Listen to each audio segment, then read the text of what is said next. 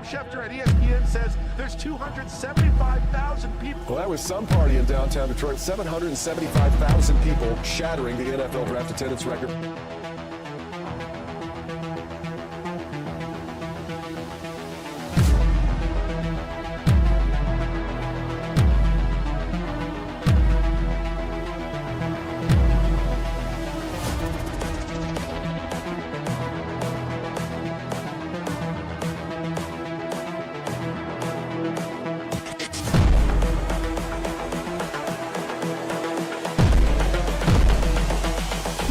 This is the future. All grit.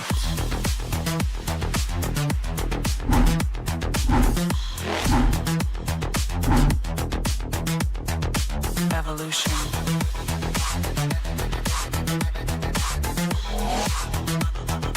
This is the future. All grit.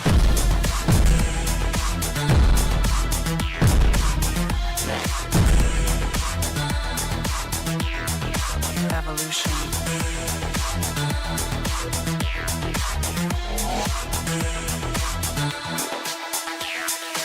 All grit.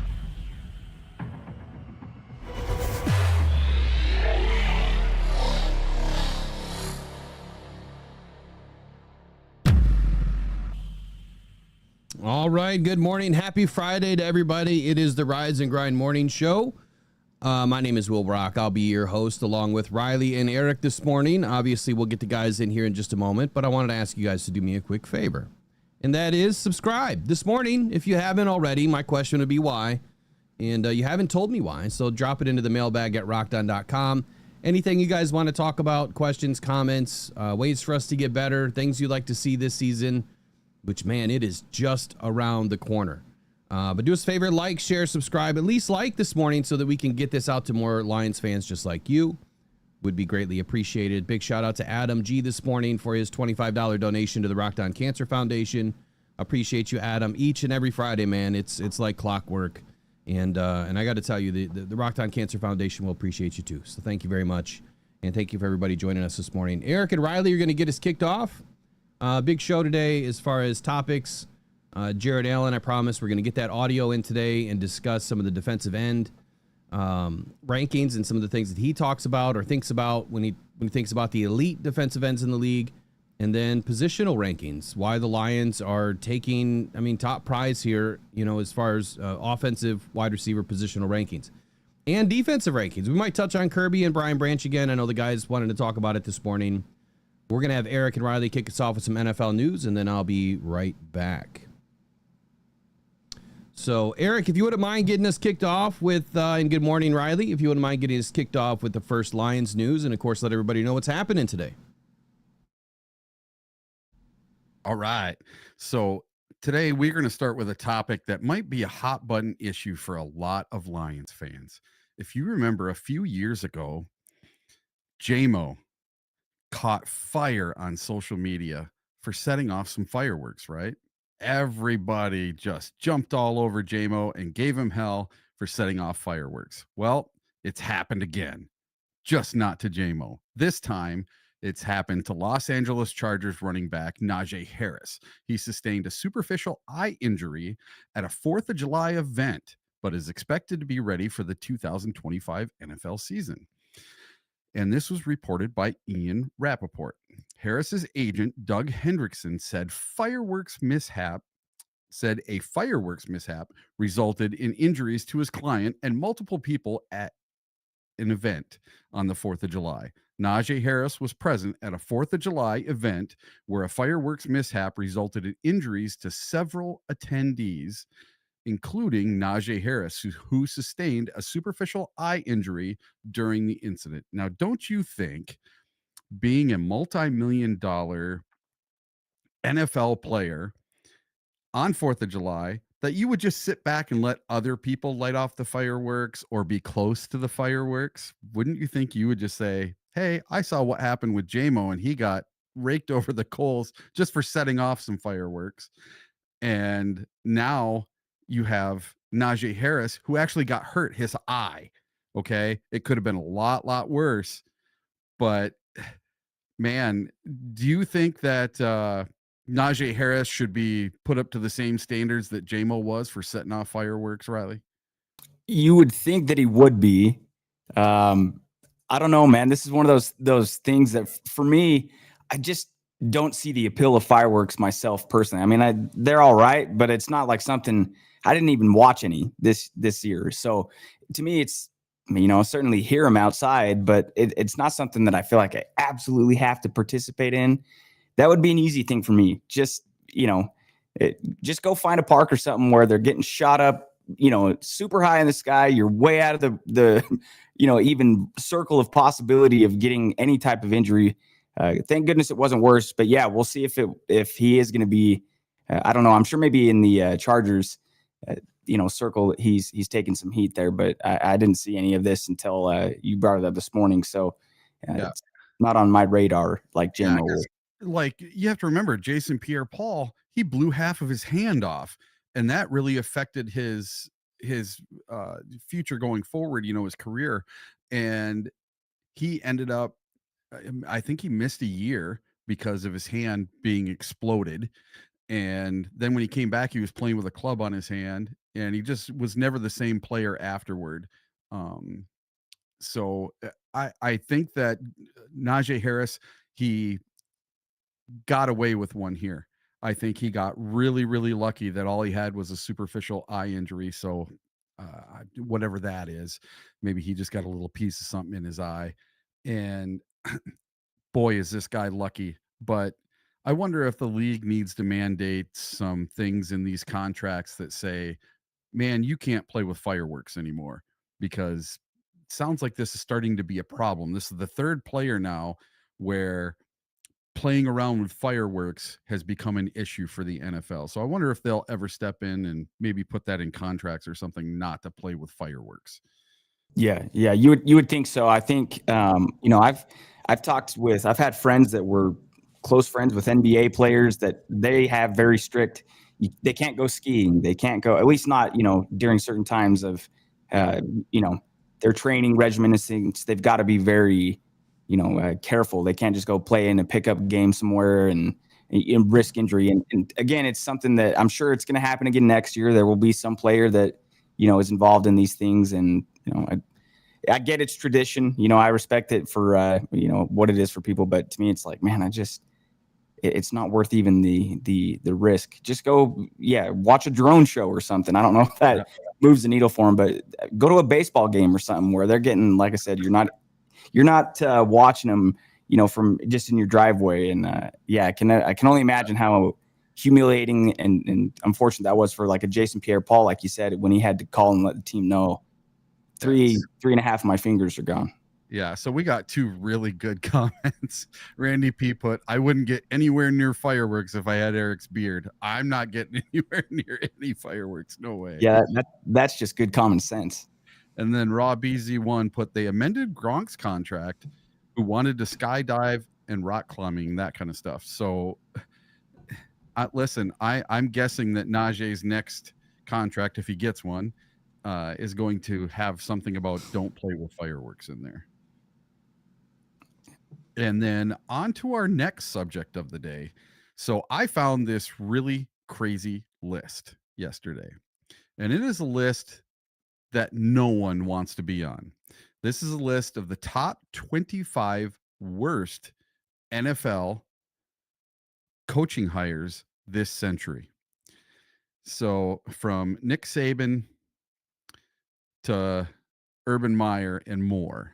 And we had 3 Detroit Lions coaches make this list. And not only did they make this list, so this is the top 25.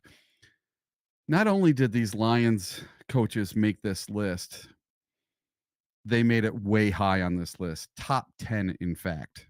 So we had 3 coaches, name them 3, make this list. So coming in at number 10 was good old Rod Marinelli with a record of 0-16. And this article says, anytime you literally go winless, there's plenty of blame to go around. And Detroit faithful severely what's this? Man, this thing's moving all around. And Detroit faithful surely pinned much of it on former president and CEO Matt Millen, who oversaw the construction. Man, my screen's moving all over. Who oversaw the construction of the long, lowly Lions. Marinelli was the man on the sidelines, though, and geez, oh Pete, my screen is moving all over the place. And not even his specialty defense looked even remotely special as Motown endured one blowout after another. So what do you think about Rod Marinelli coming in as number 10 on this list of the worst coaches in the last?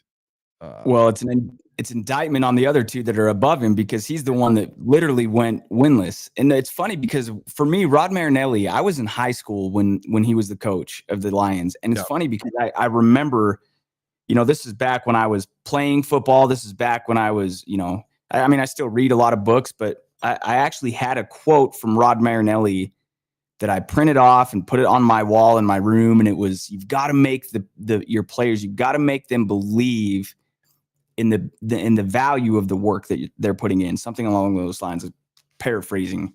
But it was funny, I'm like, man, because if I'm not mistaken, he was the coach after, I think, Steve Mariucci. And it was, Steve Mariucci was kind of happy-go-lucky and really quick talking and kind of fast and fun. And then they brought in Rod Marinelli, who was this, like a drill sergeant type of personality. But I remember reading and hearing things that Rod Marinelli said, and I'm like, oh, that's smart. That's really good. It just obviously didn't translate to anything on the field. So it was that's a tough, man. He was a scapegoat for us. Bad record to have on your resume, being one of the coaches to go winless. Yeah. So everybody, we'll just put a poll in the chat. Who was the worst Lions coach? Rod Marinelli, Matt Patricia, Steve Mariucci, or Bobby Ross? So now coming in at number 9, one more worse than good old Rod Marinelli, is our buddy Matty Patty Matt Patricia. His record was 13-29-1. Another wizard under Bill Belichick who struggled mightily to replicate the Patriots' aura elsewhere.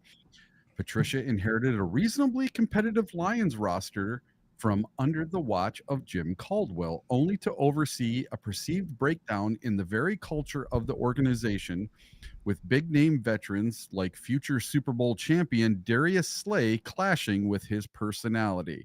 Now, in my opinion, Matt Patricia should be number 1 on this list.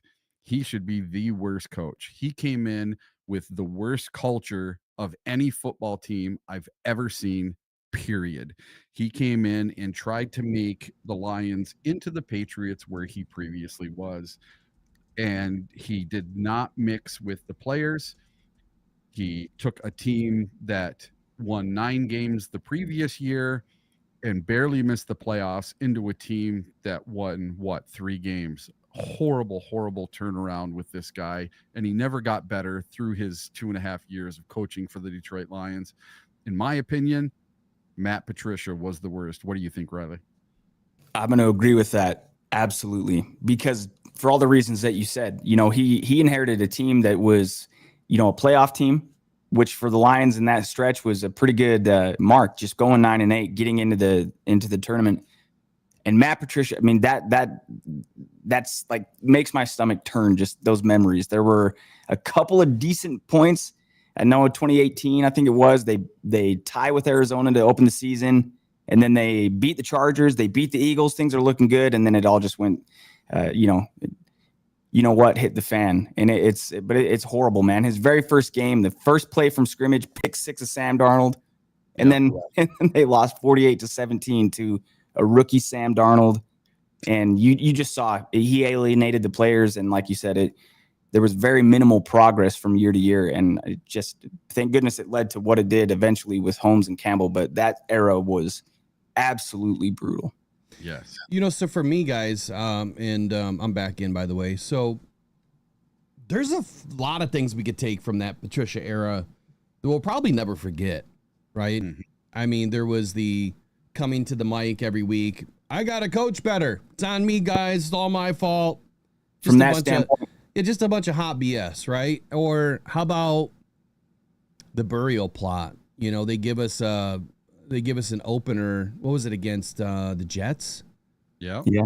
And we win that game, right? Everything's looking good, and then They lost. They got smoked. well, we're winning the game. Everything's looking good, and then 48-17, like you said. Yeah. So that started the downfall. How about the Hill, right? So talking about a burial plot. I mean, that looked like a cemetery out there. These guys hated it. The team couldn't stand it. The blown leads. I mean, we're getting up in games, have an opportunity to win. The trust issues. Patricia trusted nobody, which meant then the players weren't going to trust him. I mean, there's just so much to go back and look at what went wrong. And I think it should give us a little bit of sense of security now. And I know that's a tough word, and especially being a Lions fan, that what Dan and Brad are doing, I mean, it is above reproach, right? I mean, it's just been spectacular to watch what these guys have built. Coming away from Patricia and Quinn, the worst was at 4 years ever in Lions history, probably, outside of the 0-16 team, that they've had to come back from that. Rebuilding the brand, rebuilding the trust in their fans, rekindling the loyal fan base as far as the season ticket holders. I mean, obviously they're killing us now with pricing, but there's so much that they had to do, and that's why they scrapped everything and started over. So I missed the first topic. What was the first topic? Najee Harris. Oh yeah. Yeah, don't play with fire. You know what I mean? Like leave that to your 9-year-old self. I mean, there's nothing wrong with fireworks. I mean, I doubt they'd put something into the contracts, but have someone do it for you.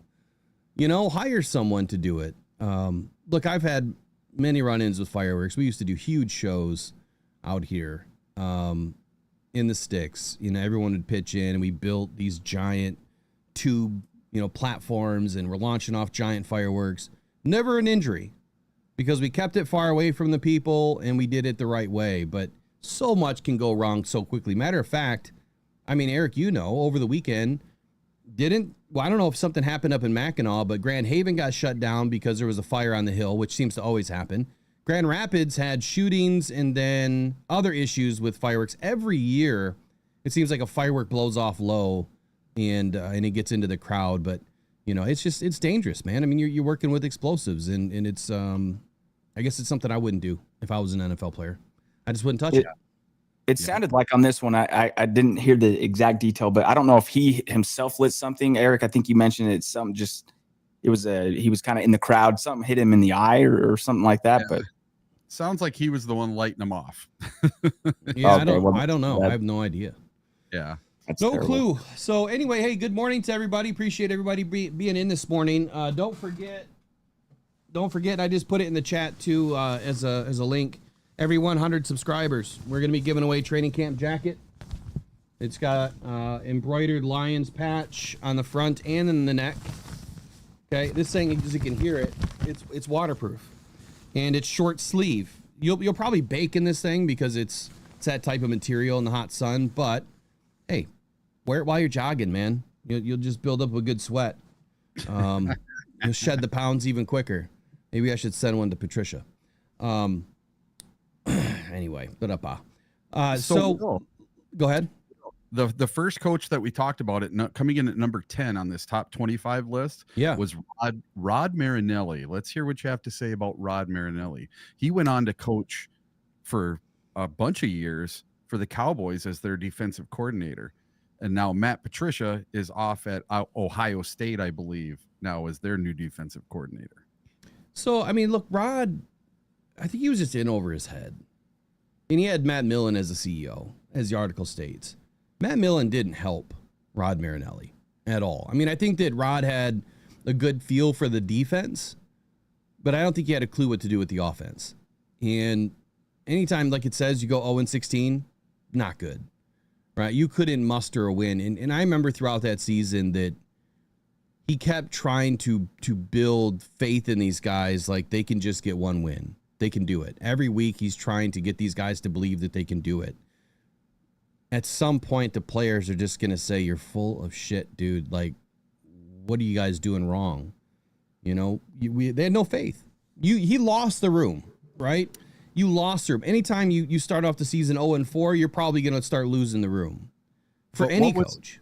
What was his quote about his shovel is sharp or something? I don't know. You remember that? No. I'll have to look it up. Let's see.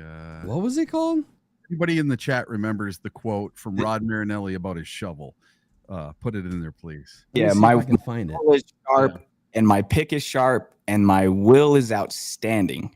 Yeah, that's it. Yeah. My shovel is sharp and my pick is sharp and my will is outstanding. What the hell does that mean? That's what I mean. That was what he kept saying during that season. I was just talking about Rod Marinelli having some quotes that were good. I missed this one. I never I don't remember this one. The funny thing is too, the Lions went 4-0 in that preseason. Not that you would equate that, but you wouldn't, Are you 4-0. Just quickly, Riley, are you plugged in this morning? Yeah, I am. Yeah. Okay, good deal. So there was another quote, which it's kind of funny because this is it's almost exactly like Dan Campbell's. I mean, to a degree, it's very similar. Where he said, "You're in this dark tunnel and you've got no way out.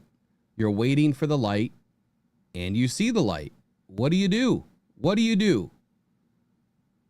He said, "You start." Hold on, I got an ad that just popped up. He said, "You got to start digging and getting out. I've always believed that you stay in the tunnel and you keep digging when you expect no light. You have the same faith when you expect no light. You have the same belief in what you're doing when you expect no light. It's dark and I'm going to dig through. My shovel is sharp, my pick is sharp, and my will is outstanding." So that's the rest of the quote. It's kind of funny, right? How Dan Campbell used the same tunnel, how there's no light at the end of the tunnel. He's right. I mean, obviously it's a Metallica song too, right? But exact opposite, I guess, of Marinelli, where Marinelli's saying you're going to dig out, and Dan Campbell saying there's no light at the end of the tunnel. There's just no light. Maybe we dig into that one later. Who else is on the list? So number 7. So this is our third coach in the top 10. Okay. This is our last and final coach, but he comes in at number 7. This is Mr. Marty Morningweg. This is we'll win the coin toss in overtime, and we'll kick off. We'll take the win. So Marty was a trusted offensive voice for icons like Andy Reid, Mike Holmgren, and Steve Mariucci. But some of those roles may have been refined thanks to the embarrassment of his time in Detroit. The Lions are ultra aggressive under Dan Campbell these days, which is a stark contrast to the time Morningweg literally opted to kick the ball to his opponent in sudden death overtime in 2002. You know what? I just got to thinking while you were talking about that. You know what I'm going to do? I'm going to start something brand new right now. Just thought of it, but we're going to do it. Yeah. I'm going to hand out a shovel award. That we're going to do a shovel award for the best audience member of the year. And so it'll be only during the season. So it's going to be the best audience member, whether it's through donations, whether it's just showing up every day and commenting. It's going to be a culmination of everything. So I'm going to hand out a shovel award to somebody, and we'll have to get something either made, or I'll buy a mini shovel or something, and we'll do something fun with it. But I'll hand one out every year. So someone's going to get a shovel award. Whether you're shoveling shit at the rest of the people in the chat or you're shoveling positivity, we're going to do something for somebody. Marty Morningweg, man, he didn't have a clue. Yeah. The guy had no business, I believe, coaching in the NFL. He kicked the ball to his opponent in sudden death. That just tells you right there. He should have been fired right after the game. That's insane to me. I'll bet you Matt Eberflus watched that game and just probably started laughing at him in his living room, thinking, "Well, what are you doing, man?"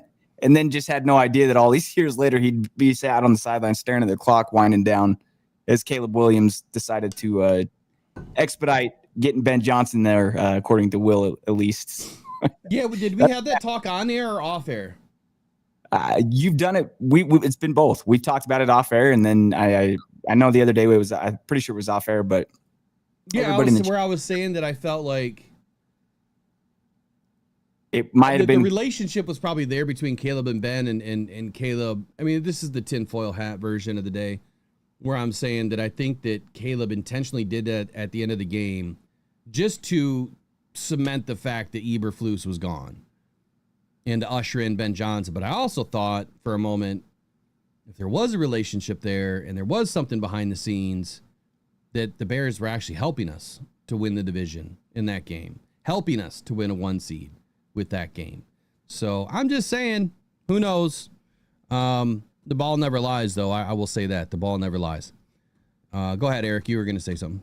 Yeah, so without looking, if you guys have not looked at this yet, do you guys have any guess as to who they voted as the #1 worst coach in the NFL in the last decade?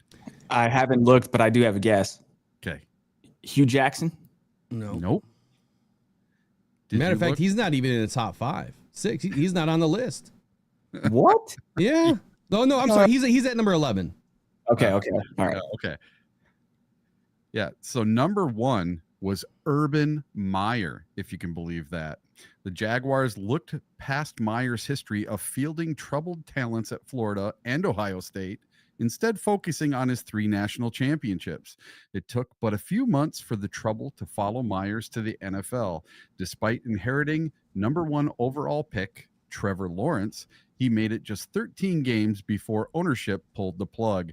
The worst part wasn't the losses, but the scandals sandwiched between them. None greater than seemingly flirtatious trip to the bar captured in a viral video while the rest of the team flew home from a defeat. So, yeah, Urban Meyer, not so great. And then they give Bill Belichick the 1B while he was with the Jets. That one's hilarious to me. I don't even remember this happening until I read this morning. Yeah. I didn't realize that Bill Belichick was hired by the Jets and then got up on stage or got up to the podium and said, "You know what? I don't want to be the coach. Peace. I'm out of here." Yeah. I think he must have had a meeting with that owner, Woody Johnson, and was like, what am I doing? Yeah. That has to be the only thing that could have happened. I mean, that turned out to be the absolute best decision I think a coach has ever made. Yeah. I mean, outside of Dan Campbell coming to Detroit, I'm a little partial to that one. But, I mean, gosh, what did he win? 7 Super Bowls in New England? Yep. I think 7 or 8, yeah. 7? I think it was at least 7. I know Tom Brady's got 7 now, doesn't he? I think he had 5 in New England. Yeah, interesting. So, moving forward, man, Lions are kind of taking over the skill positions, and there's a few rankings that have come out. We last night I highlighted Kirby Joseph and Bryant Branch. We'll touch on that maybe at the end of the show if we get time. But these next 3 or 4 subjects, they all kind of tie together. So we have the Lions ranked #2 in the skill position players, only to the Eagles, right? The Eagles are ranked #1. We're going to flush that out. And is that factual? I mean, do we believe that the Lions are really #2? And then Eric brought one in about the offensive weapon groups by a Bears writer. So we're going to kind of compare and contrast what those say, right? And then another one about a former Lions receiver who also offers his take on the NFC North rankings. And then lastly, Amon-Ra St.Brown named one of the biggest 2021 draft steals entering training camp. So we're going to try to fit all 4 of these together in one topic here. So let's start with the first one. Lions ranked #2 in positional or skill positional rankings. Make sure that my mute is on here.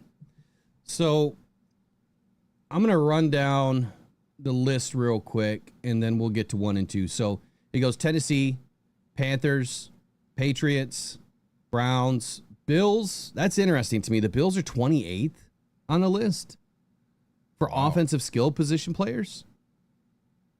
I don't understand how they go from one of the best offenses to one of the worst. How does that happen? So they're 28th. The Jets at 27. The Giants at 26.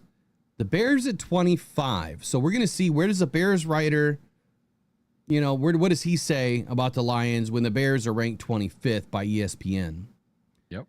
Saints at 24. Broncos at 23, which they're going to have a crazy defense this year. Chargers at 22. Steelers at 21, which I don't think Aaron Rodgers makes that room better. I don't. Raiders at 20. Seahawks at 19. Jags at 18, which they're putting a lot of faith into Travis Hunter, obviously. Packers at 17. So the Packers and the Bears outside of the top 15, which means the Vikings must be, well, we'll find out. Colts at 16, Cardinals at 15, Texans at 14, Commanders at 13. Adding Deebo Samuel to the room dropped them? That's kind of interesting to me, too. He did show up kind of oversized for the off-season training camp. I mean, I think people, it looks like maybe he's a little pudgy, but I think that's just Deebo, man. I think that it's just the way he carries his weight. And of course, he'll drop some, man. He'll be in shape in no time. Chiefs at 12. That was another interesting. So Super Bowl runner-up is now the 12th rated offense in the league. And then how about the Cowboys at 11? That doesn't make any sense.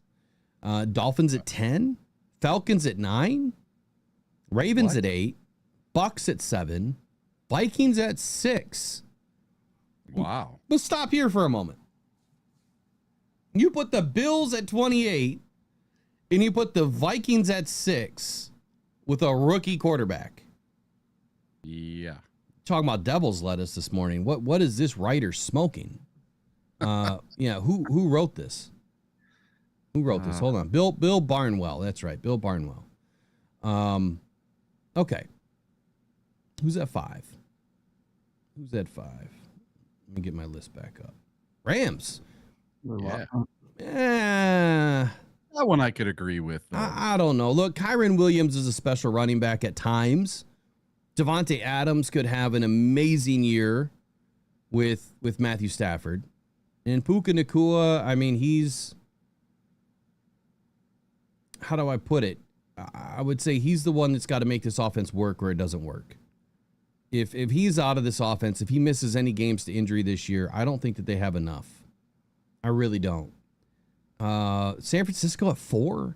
Yeah, I mean, this one I totally do not agree with. Listen, they lost Brandon Ayuk, they lost Debo, and who did they draft to take over for those guys? McCaffrey is never healthy, and they got rid of their backup running back who went to the Vikings. Yeah. So I don't understand how you could put San Francisco at 4. San Francisco is going to be 4th place in their division again this year. Everybody thinks they're going to turn it around and they're going to win the division from going worst. They're going to be the worst to first team this year.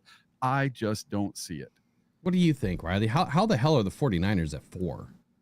Yeah, so if you're looking at it, the 2023 rank, they were number 1. 2024 rank, they were number 1. It's just like, I don't know, like that name familiarity, if you will, right? Like, oh, well, they were the top 1 the last couple of years. But I think you're right, Erica. It doesn't feel like I don't worry about the Niners as much as I would have. Certainly, like the year when they played in the NFC Championship, you wouldn't take them lightly. But the Niners aren't the same team that they have been, I would say. Yeah, I don't think they're even close to the same team. And to your point, I mean, Christian McCaffrey barely played last season. That ACL issue is not going away, and it's in both legs. He's got that tendinopathy or tendonitis, whatever he's got going on there. Not good, right? Yeah. It's just one bad day, and he could be out for 6 games. Exactly. Cincinnati Bengals at 3, I could agree with. Yep. I could put them in the top 5. I mean, they've got 2 really good wide receivers. As weird as I think Joe Burrow is, the guy can throw the football. I mean, he can spin it up, and doesn't mean that he's going to have a great season, but it's going to be hard to come back from what he did last year. There's a lot of expectations riding on him this year. Number 2, Detroit Lions. And number 1, of course, are the Eagles. Let's see what they said about the Lions. Last year's rank, Lions were 7. 2023 Lions were 16. We ended up having, the number 1 offense both years? Right? Number 1. Yeah. Both seasons, I believe. So I think just in 24. 23, we were, I don't think we were. We had to be top 2 or 3. Yeah, we were up there. We had to be. At least top 5, but we weren't 16th. Anyway, so it goes on to say that for a player who was originally a 4th round pick and then written off as strictly a slot receiver, Amon-Ra St.Brown continues to exceed expectations. 1,000% I agree. He had an 81.6% catch rate last season, the second best rate for a wideout with 100-plus targets or more since 1992. Let me say that again. He had an 81.6% catch rate last season, the second best rate for a wideout with 100 targets or more since 1992. 30-plus years of wide receivers in this league, Calvin Johnson among them, and he has the second best rate ever in the history of the NFL. Slot receiver. His 70.2% success rate on those targets was the fifth best mark of any wideout with those same constraints. 3 of the top 4 players are from seasons with Drew Brees at quarterback. I found that interesting. No disrespect to Jared Goff, but St.Brown continues to do special things in his office over the middle of the field. I don't even know why they said no disrespect to Jared Goff. What was the point of saying that? Why you mention him? What was the point there? If Jared's not throwing the ball, guess who's not catching it? St. Brown. Okay, he finally got some consistent help on the outside from Jameson Williams, who had a long-awaited breakout season, stretching defenses over the top with vertical routes and running away from defenses on crossers and digs. He added an average of 2.2 yards per route run and 11 yards per target, with the latter figure ranking just behind A.J. Brown for the league's best mark. So Jameson Williams was number 2 in the league last season for yards per route run and yards per target. Now, if he's this guy moving forward, the Lions are going to be virtually uncoverable when they have their standouts on the field. We haven't even gotten to running back Jahmyr Gibbs, who followed up an excellent rookie season by racking up 1,929 yards from scrimmage and a league-high 20 touchdowns. And then, yes, David Montgomery is also on this squad. Sidelined for most of the final 4 regular season games, Gibbs showed that what he could do if the Lions ever need to make him an every down back. Gibbs showed, managing 601 yards from scrimmage and 8 scores in those 4 games. He added 175 yards and 2 more touchdowns in the divisional round loss to the Commanders. You know, I think we forget about that. In the Commanders game, there was some bright spots. He had a hell of a game. And then there's Sam Laporta. Come on now. Disappointing 2024 season? Disappointing? I'm sorry, 726 yards and 7 touchdowns is disappointing? How's it disappointing? For a guy that was the 6th best tight end in fantasy football last year, his target volume suffered from the ascension of Williams is the statement in this article, and that's wrong. His target share dropped in the first 6 weeks of the season because Sam Laporta was battling an injury that was undisclosed because it wasn't enough of an injury to make an injury list. But he was definitely beaten up a little bit. I want to say it was a hamstring that was bothering him the first 6 weeks of the year. He mustered anyway, saying that he mustered only about 16% of Detroit's targets in the passing game. So if he had 726 yards and 7 TDs on only 16% of the targets, imagine if he had another 4%, right? I mean, sky's the limit for Sam. We know that. Detroit's targets in the passing game, which is just below, his targets in the passing game, Sam Laporta, was just below Pat Freiermuth had in Pittsburgh. This writer says, I'm putting that more on the standouts around Laporta than an inability to get open, as a 24-year-old finished 28th in receiver score. 28th. So let's talk about that for a moment. Sam Laporta is not a receiver, right? No. I mean, he is, but he isn't. He's a tight end. And he finished 28th in the league as an overall receiver score. So that means out of 32 teams that have 32 number 1 wide receivers, Sam was better than 4 other wide receivers that started for those 4 teams. That's pretty good. I mean, that's borderline insanely good for a tight end to be one of the best receivers in the league. Reminds me of guys like, George Kittle and Kelsey. I would be surprised to see where they finished. Now, there's a hyperlink here if one of you guys want to click it and see. Yeah, I just did. Yeah, so where did the other guys finish? Well, let's see. AJ Brown was number 1, and then to the No, get to tight the ends. first Tight ends. line- Tight ends. Oh, let's see, tight ends. I'm seeing lots of Sam Laporta was the first tight end that I see. It's kind of an interesting. Oh no, so above so Sam Laporta came in at 28th, and then Juwan Johnson came in for New Orleans at number 23. Isaiah Likely came in at 21. Dallas Goedert came in at 23 or 18, excuse me. And then Mark Andrews, who played only a couple games, came in at number 8. And then George Kittle came in at number 2. Yeah. And so that's receiver score? Yeah. So overall last season, Sam Laporta was number 6. Juwan Johnson at 5. Isaiah Likely at 4. Dallas Goedert at 3. Andrews at 2. Okay. 8. And George Kittle at 1. That was your tight end rankings. Oh, okay. Yep. Yeah.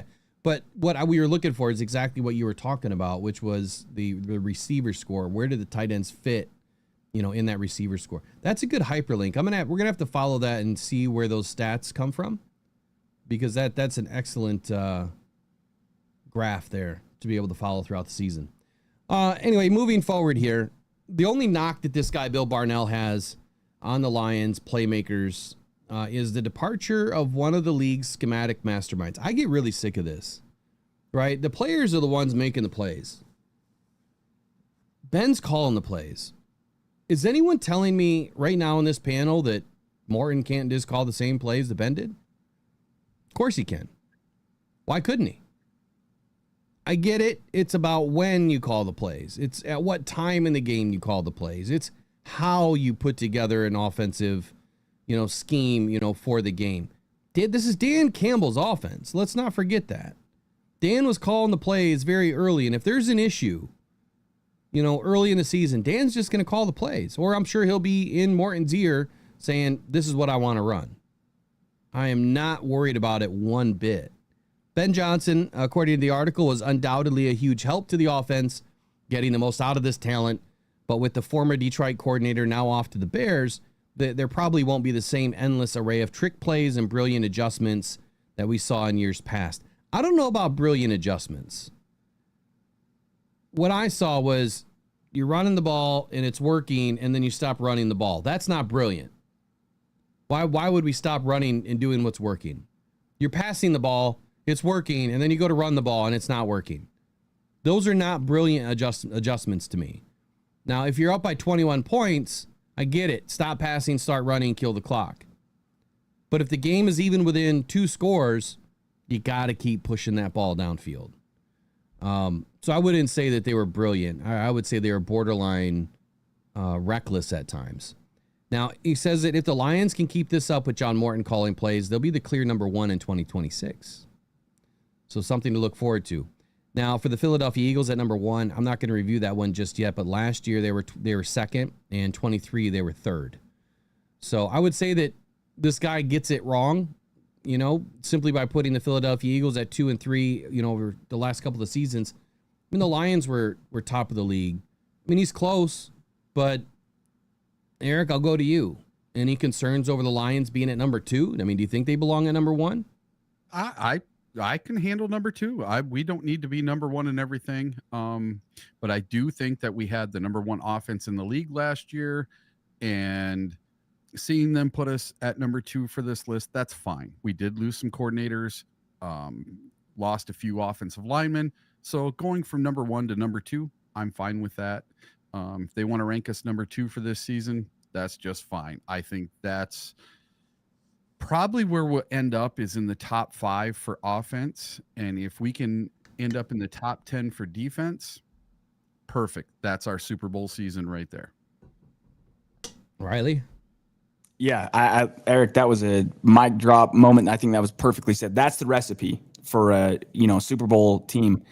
And as we're going through that list, and I'm hearing, man, like they're ahead of the Chiefs, they're ahead of the Ravens, they're ahead of the Vikings, which, agree it's essentially a rookie quarterback, but they've got some talent over there. So it really gives you that perspective of how far the Lions have come to be a top, two respected offense with all those names you list. And one thing is I've been watching quarterback. Jared Goff's not, they don't, to my knowledge, I haven't heard him be mic'd up a ton. It's not something you hear him a lot, but when you sit and watch the show, you're realizing how many times does he go and say, hey, let's call this play? Or yet Ben Johnson sent in the play that I had in mind. He's got control of this offense. So just like you're saying, Will, without Ben Johnson on the sideline, it doesn't make you a better team because you were already really, really good. But it's not, I really don't expect a drop off. Goff's the one on the sideline, or Goff's the one in the huddle that's going to be kind of giving his input and his suggestions. He's the one throwing the ball. The receivers and tight ends are the ones making the plays. I've got a ton of confidence in the spot. I think 2 is a good spot to be in for their offense. Okay, so I guess moving on to the next topic and how it blends with this, Eric, take us into the top offensive weapon groups. Okay, so what this writer did, his name is Brian Orenchuk. He took the list from ESPN and he rearranged it a little bit, okay? He took the same list and then he put it how he thinks these teams rank, okay? So he had a few differences from the ESPN ranking. And he wrote, I disagree with their rankings, but not just because of where Chicago lands either. ESPN is clear in that they weigh wide receiver more heavily than other positions, which may explain the differences. But as our resident running back homer, I cannot overlook the running back position when considering the top offensive weapon groups in the league. And here are his rankings, okay? So he puts the Bears not at 25, he puts the Bears at 11. Oh, so coming in at a number 11 are the Bears on his list. And let's see some of the other big differences. So the Chiefs were 12 on the ESPN list. He has them at number 10. The Bucks were 7 on the ESPN list, and he puts them at 9. The Falcons were 9 on the ESPN list. He puts them at 8. The Rams were 5 on the ESPN list. He puts them at 7. Now, here's where it gets kind of spicy. The Bengals were at 3 on the ESPN list. He puts them at 6. He is out of his mind. And then he puts the 49ers at 5. They were 4 on the ESPN list. I did not agree with that one at all. I don't think they even deserve to be in the top 10. And he puts the Vikings at number 4, and they were number 6 on the ESPN list. The Lions on his list come in at number 3 instead of number 2. And the Ravens he puts at number 2 instead of number 8. And he agrees with ESPN and puts the Eagles at 1. What do you guys think about that reworked little deal? Go ahead, Riley. So for the Eagles, yeah, he's got elite running back, stellar wide receivers with depth, and a top 10 tight end. Okay, that all checks out. For the Lions, elite running back room, that's a yes. Stellar tight end 1, that's a yes. And wide receiver 1, that's a yes, with questions thereafter. Yeah. So he's still questioning J-Mo. Yeah, exactly. Right. That's it. Are we questioning him? He just had 1,000 yards. And once again, he didn't play a full season. Hopefully he does this year. His offense, his role in the offense is carved out. Why would you? I don't know. I don't know that there's questions thereafter. I think Jameson Williams is a damn good wide receiver number 2. So I don't know if it's, but hey, at least they're top 3 in both, right? There's respect there, and especially coming from a Bears writer, I would have expected them to be somewhere like 9 or 10 in this list. But I don't know if there's questions thereafter. Questioning wide receiver number 2 in Detroit. What do you think, Will?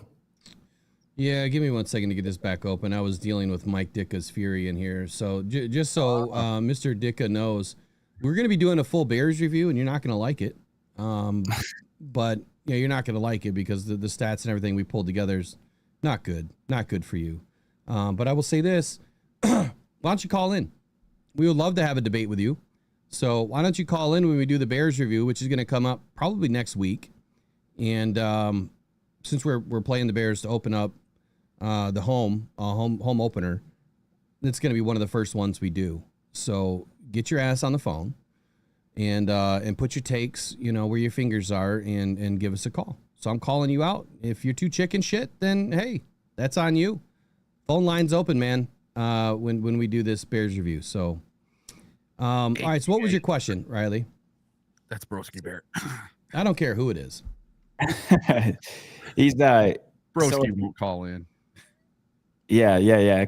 Comparing these lists, this ranking was the Lions go from number 2 to 3 in this ranking. He says they've got. So okay, so I'm sorry, I wasn't paying attention for a moment. So I guess the question is, this is the Bears writer that is re-ranking, kind of what the ESPN did, putting the Ravens at number 2, the Eagles stay at number 1, Lions drop to number 3, the Vikings move up to 4 is asinine. The 49ers at 5 is asinine. The Rams at 7, I think that they belong there, but again, they lose one receiver and it's over for them. The Chiefs at 10, okay, but the Bears at 11, you haven't done anything. If you're moving up 20 spots, because I think that the Bears, in my opinion, are maybe in the top 25, maybe. You haven't done anything yet. So this is based on pure speculation, right? Just because you have Ben Johnson doesn't mean squat.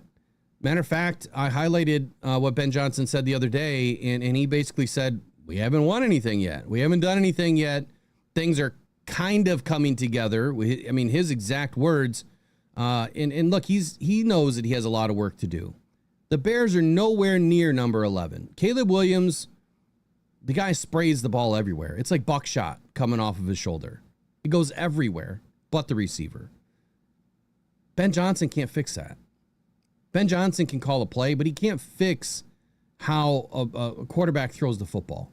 DeAndre Swift is not the answer behind. We know that. We know how terrible DeAndre Swift is. So for me, it's this simple. The Lions are a top 5 offense. They're going to remain a top 5 offense no matter who the offensive coordinator is. They have the players on the field. But to put the Bears anywhere near 11, I don't think that it makes sense. Dropping the Commanders from 13 to 15, I think the Commanders should be up in the top 10. Yep. Packers, I think they should probably be in the top 15. Who else did he do some major changes with? There's one question that comes to mind for me on this. I do like how he structured this and his reasoning. Okay, they've got elite running back. This one's got an elite tight end. For the Vikings, and I agree, Will, they're at 4. Elite wide receiver 1 and 2. Okay, so he's talking about and calling Jordan Addison an elite wide receiver 2. Straight across. J-Mo was better. That's my question. Would you rather have Jameson Williams or Jordan Addison? Well, Jameson, 100 out of 100 times. Jameson's way better. Now, is Addison a good number 2? Yes, he is. Yes. But he's not J-Mo number 2, and he's definitely, did he say he's elite? Yeah. Yeah, he's not elite. He's a complimentary wide receiver. Can he have elite games? Yes, he can. But neither one of them are going to have an elite game against the Lions. I'll tell you that right now. Maybe against the Bears, but not against the Lions. Top 10 tight end, who? Hawkinson? Yeah. What has Hawkinson done? Miss half the season. Hold on a second. Where was that list that we were just... Let me go back to that list. Receiver score list that we were just looking at. Let me go to the tight end rankings. I didn't see him at all on there. Nope. Matter of fact, I'm already into number 20, and he's still not... He's listed as tied for 20 with Jake Ferguson and Grant Calcaterra. I don't even know who that is. So he's listed as a top 20 tight end. I don't see it. So I don't see it. I'm sorry. So let's move into the next article here. Eric, who does, since we're comparing what a Bears writer wrote, how about what a former Lions player wrote? All right. So a former Lions receiver offers a take that will have the rest of the NFC North fuming. Allen Robinson is now working for the NFL on ESPN. And he has Amon-Ra St.Brown and Jameson Williams as his number 1 best wide receiver duo in the NFL for this next season. And this is what he had to say. The Detroit Lions are the only group on this list to have 2 1,000-yard receivers last season. We know what Amon-Ra St. Brown can do. He's been prolific his entire career, but also Jameson Williams, 58 catches for over 1,000 yards last year. There's not too many people who were doing that in the league, said Robinson. And this list prior to St. Brown and Williams included no other duo in the NFC North, not even Addison and Jefferson, who could certainly get a mention on a top 5 list at the very least. Maybe this was Robinson being loyal to the last team to give him run, but it has to be turning the heads of NFC North teams, specifically who feel they're being disrespected on this list.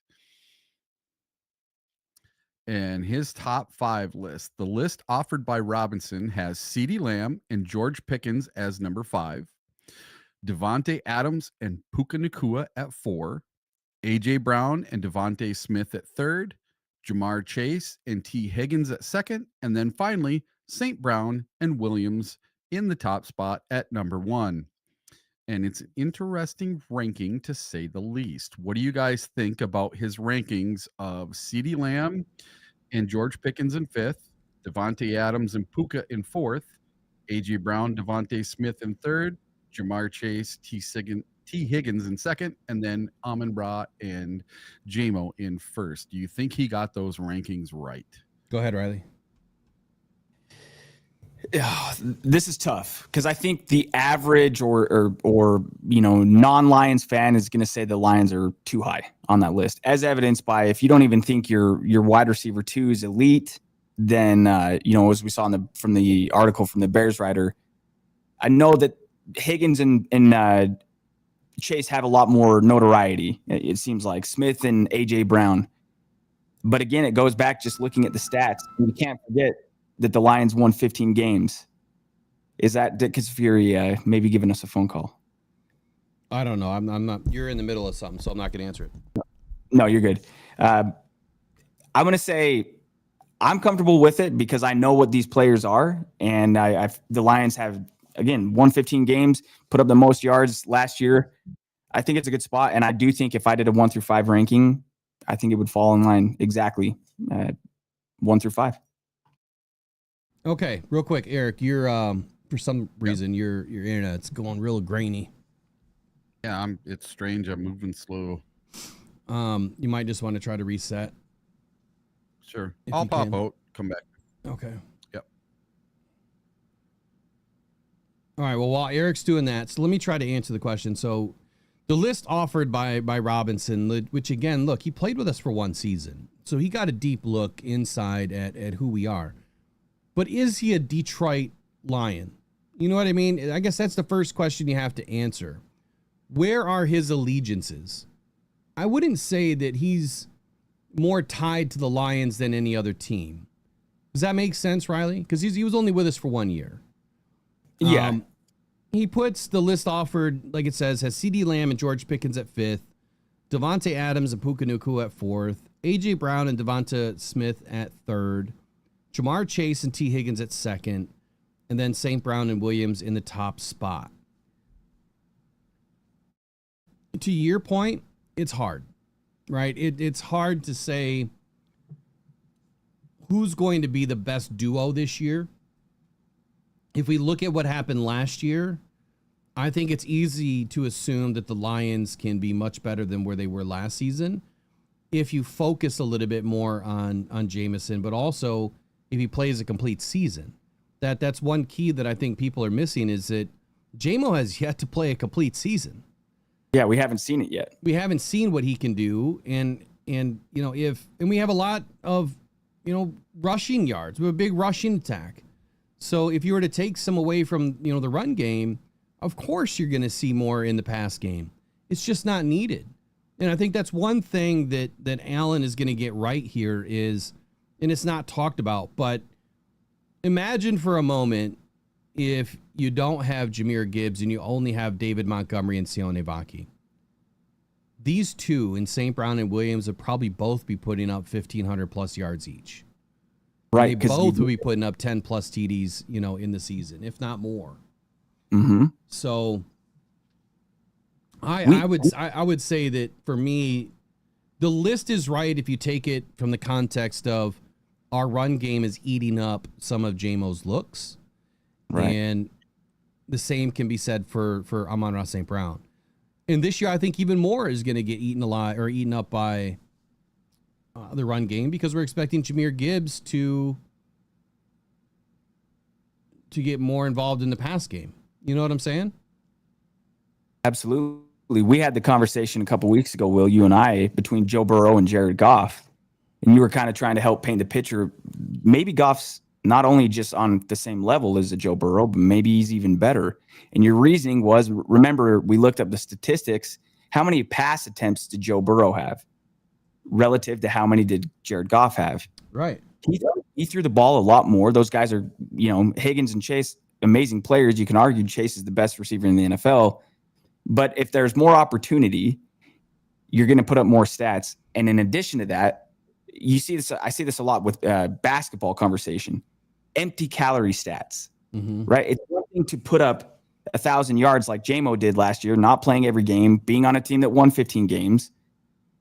But those are meaningful. Every yard's meaningful, right? It's entirely different to put up 1,000 yards on a team when you go 4-13 versus a team that goes 15-2.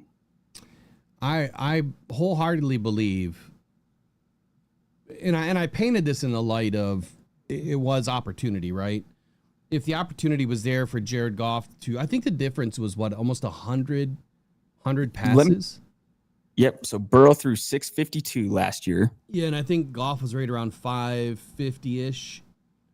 And so my point was, if you just did the average of what Goff was putting up, and then you added the additional opportunities for Goff to throw a pass, just the average alone would have been a NFL record for Jared Goff with passing yards. And then if you did the average for touchdowns, I think he would have had like 45 or something like that. So it would have been, one of the most incredible seasons for a quarterback ever. And what is to tell me that couldn't happen for Jared Goff? Well, nothing. I think that he absolutely could have done it. Look at his average over his career. It's been spot on every single season, even in the two seasons that, think about it. Jared's only had 2 bad seasons. His rookie season with the Rams, he went into 7 games with a team that was decimated. He was thrown in to lose, right? To get some experience, but to lose. He wasn't thrown in to win. And then his rookie season with the Lions, again, he was put in to lose. He didn't have a team. So you take those two years away from Jared Goff, his stats would be the best in the NFL, and it wouldn't even be close. Wouldn't even be close. Jared Goff is really, really good. And we've had the conversation in context when you do this whole, revisionist trade, not to a revision history to go back on it. But after they went to the Super Bowl, if the Lions had called the Rams, after the Rams went to the Super Bowl with Jared Goff, if the Lions at that time said, hey, we really want to get Jared Goff, we'll give you Stafford, the Rams would have said, okay, Stafford and a couple first-round picks. It's just who had what worth at what time. Jared Goff is a really, really good quarterback. I'm not breaking any news by saying that, but even my eyes have been open to it. The more I think about it, even with quarterback coming out lately, the Lions have an assassin at quarterback, 100%. Okay, so you just tweaked my mind there for a minute, because this was a topic the other day that we never got to. And so if you guys would please pull up, here, I'll drop it into the chat. Pull up this link, and everyone can play along if you want. So this link should take you to ESPN, and it's going to be every year you can look at the draft by rounds, and what we're looking at is 2021. And then we're going to look at 2022, because the Lions had the 2nd overall pick in 2022, which we know was obviously Aiden Hutchinson. Here's the question. In 2021, the Lions take Penei Sewell at number 7. Amazing pick. Okay. Had the Lions not gotten Jared Goff in the trade, let me rephrase that. The Detroit Lions and the LA Rams had one of the most remarkable trades in NFL history. Matthew Stafford goes to LA. Jared Goff comes to Detroit.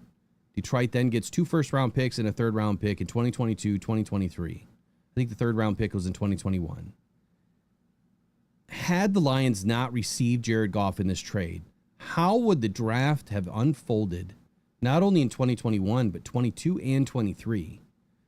Where would the Lions have found their next quarterback of the future? I think that is a bend your brain kind of question to go back and think what would have happened. So let's just take a peek here at the ESPN link that I dropped in the chat. And in 2021, Trevor Lawrence was the first quarterback off the board. Now, would the Lions have tried to make a move from number 7 to number 1 to grab Trevor Lawrence? Maybe. But let's just look at what happened. Justin Fields goes at number 11. Would the Lions have ended up with Justin Fields as their quarterback of the future had they not had Jared Goff in that trade? I would probably think yes, they could have. Here's the bad side to this. Would they have moved up to number 3 and ended up with Trey Lance? Or number 2 and Zach Wilson? Would Brad Holmes have made a huge mistake in snagging one of those 2 quarterbacks who, I don't even think Trey Lance is in the league, and I don't even know who Zach Wilson is, where he is today. With Miami, Lance is with the Chargers, but so you get the point, right? I mean, Trevor Lawrence would have been a good pick, and I would have thought that if Brad Holmes had an opportunity to get Trevor Lawrence, he probably would have. And I think that with the coaches that we had and the opportunity that we had, on the team, I think that Trevor would have turned out to be a better quarterback. But every action has a reaction. So if you take Trevor Lawrence, you don't get Penei Sewell. So if you don't have Penei Sewell, you don't have one of the best offensive lines in the league. So then Trevor Lawrence doesn't have, what Jared Goff has today. So every action has a reaction. So in 2022, and we could go through every round and say, let's redraft it if this trade didn't go down the way that it did. So in 2022, the Lions get Aiden Hutchinson at number 2. So let's say that they pass on a quarterback in 21, and they'd still take Penei Sewell. Lions at number 2. Now, there was not a quarterback that was taken until when? Kenny Pickett. Dude, that's the thing. 20th. Yeah. 20th. There's no way I would have ever thought that Brad Holmes would take a guy like Kenny Pickett. I think that he does value hand size, at least a little bit. What other quarterbacks were taken, in 2022 that would have made sense? We've seen that Brad's not afraid of taking a quarterback in the 3rd round. I wish I could slim this down by position. We took Josh Pascal in the 2nd round, so maybe you find a quarterback in the 2nd round. Who would it have been? I think Will Levis was in this class. This was a horrible draft class. And I think it's terrible. Right in your point when they love Penei Sewell, so that pick made sense. But then the question is, of course, they're looking ahead to the next year. If they didn't have Jared Goff, every head coach, we heard it from Dan Campbell and quarterback the other day, you got to have your quarterback. So they probably would have looked and said, we might as well start with this new regime if you didn't have Jared Goff in 21. I remember, the whole Malik Willis thing and how every Lions fan was like, we have to get Malik. We have to get Malik. How well has Malik played so far, Eric? Has not been great. You're muted, buddy. You're muted. Hold on. There you go. He did 2 games. He did okay for the Packers. But other than that, he's been an absolute flop. The Packers can have him. They can love him. I never wanted him with the Lions. There was a lot of people wanting us to take him very high in the draft, and I'm glad we didn't. Can you imagine if Malik Willis was the quarterback of this team right now? No, but I could imagine if Stafford decided to retire and we would have went after Justin Fields. I truly believe that he was never the problem in Chicago ever. I don't think that Justin Fields was the problem. I think it was coaching, and it was the system that he was in and who he had as a running back and the rest of the team around him. You are going to see, I think, this year a big step forward for Justin Fields. I truly believe he can be maybe not a Lamar Jackson, but something similar in that mold, more of a if you can train him to be a more of a pocket passer and run when he needs to, not because he wants to, you're going to have a winner. And this guy's going to win some games for Aaron Glenn. And Aaron Glenn might be the coach between the two, Ben Johnson and Aaron Glenn, that ends up winning a few more games this season. I truly believe the Jets have a better chance to put together a winner than the Bears do this year. So moving on to 2023's draft, if we continue the conversation here about Jared Goff, and if this trade did not go down the way that it did in 2021, imagine for a moment the Lions are not in the NFC Championship in 23 now. There's just no way. When you look at the quarterbacks that were available in 2021, the only shot that they would have had at even making or having a similar situation happen in each season is if they had Trevor Lawrence. I think he would have been the best quarterback between 21 and 2023. And looking at 2023, there's no way that Bryce Young would have been the player that we're bringing in. There's just no way. I couldn't imagine that the Lions would have done that. Now, the Lions were at number 6, and they traded back to snag Jahmyr Gibbs at number 12 overall. But even at number 6, Anthony Richardson was taken off the board. C.J. Stroud was taken off the board. Would the Lions have made a big play in 2023 to move up to number 2 to take C.J. Stroud, or number 1 to take C.J. Stroud? So the ripple effect here is you're taking your early picks and you're moving up. The cost to go from 6 to 1 is a lot less costly than any other option that they've had so far, but it still would have cost you a future first. It would have cost you a pick swap in that season, and it probably would have cost you a 3rd overall. I don't have all the numbers in front of me to go back and look at what happened, but I'm pretty confident it's a pick swap, it's a future first, and probably a 2nd round pick to go from 2nd to 1, or from 6 to 1.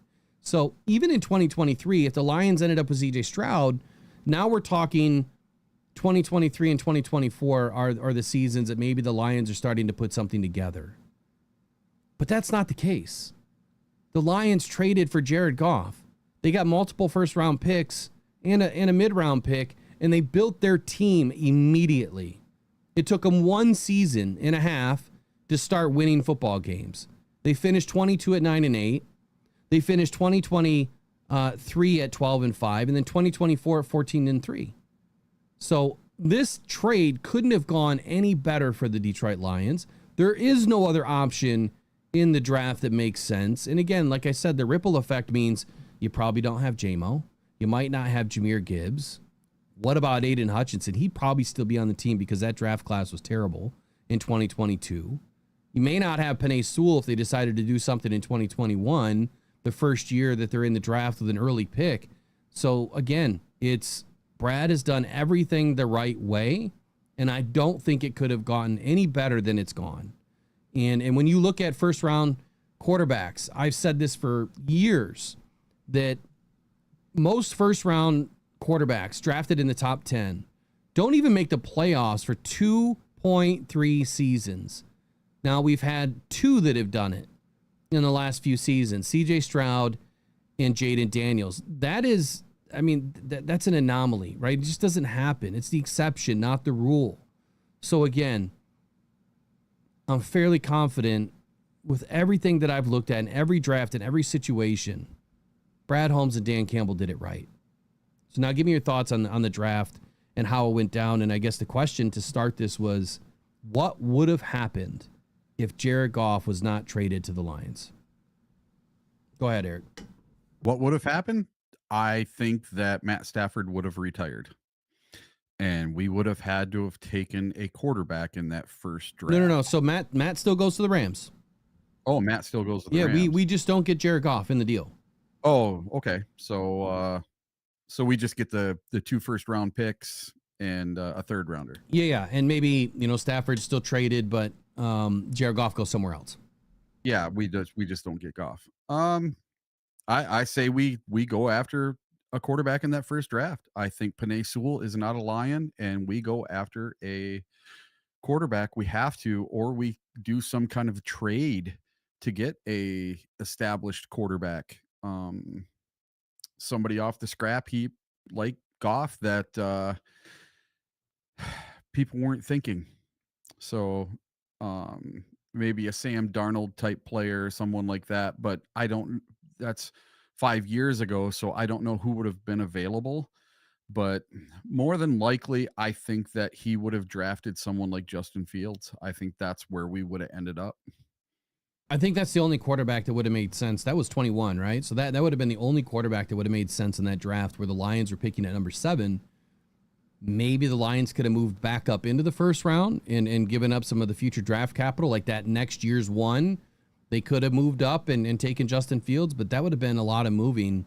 Our second round pick was what? I think we were at 33 or 34 or something. I think we even did something different in 22. My memory escapes me, but Riley, what do you think would have happened had we not gotten Jared Goff? Would we have had the success that we've had this far? That's an easy no. They wouldn't have. And I remember there was some rumor at the time that Brad Holmes did like Trey Lance. And I wanted the team to take a quarterback because the quarterback's it's like a point guard on the basketball. You especially after years of rooting for Stafford, it was like, man, what are they going to be in this just, roulette spinning wheel of trying all these different quarterbacks? And it's interesting on quarterback. You've heard Jared Goff even say, I feel like my former employer, he's talking about the Rams, expected him to go fail.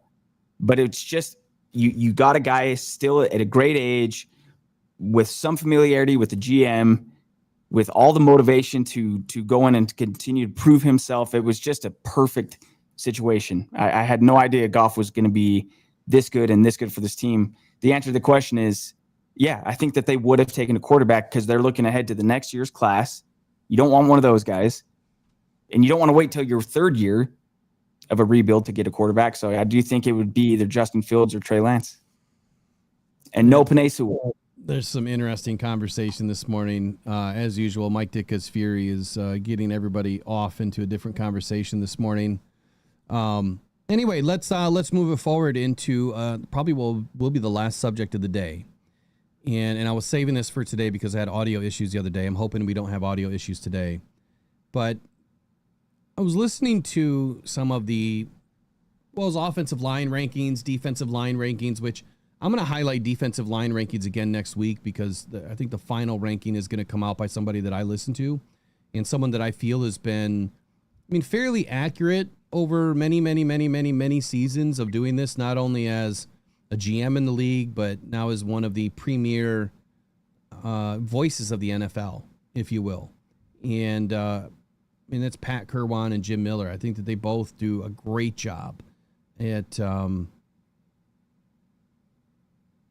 getting things right. So I think our audio is all set up. What I'd like to do is I want to transition to Jared Allen. And there's 4 different segments we're going to listen to. I'm going to stop it after each one. They might be 2 or 3 minutes long. I'll stop it. We'll talk about it, and then we'll move forward. So, Jared Allen, man, what is he going to say? Well, go ahead, Eric. I just got a message from a friend who said, "Good Friday morning. They just mentioned you on 97.1 The Ticket via YOOPERLITES. Hope all is well. It was on Costa and Jansen with Heather, called you the founder of YOOPERLITES and a Detroit Lions beat writer." Okay. All right. I'm going to have to go find that. And he says you should call in. The show goes till 10 a.m. They're probably thinking it's me with you. Does that make any sense? Yeah, I don't know. Maybe. I'll have to go back and listen to that today, I guess. Interesting. Okay. Let me get this in here.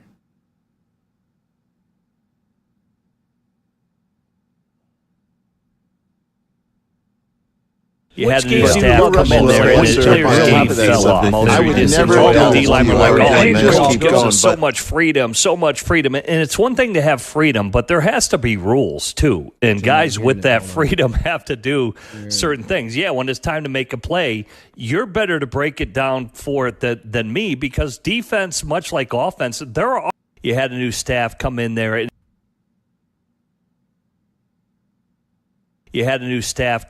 and it really fell off. And all the D-linemen were like, oh, the coach gives us so much freedom. And it's one thing to have freedom, but there has to be rules, too. And guys with that freedom have to do certain things. Yeah, when it's time to make a play, you're better to break it down for it than me, because defense, much like offense, there are rules that you have to follow.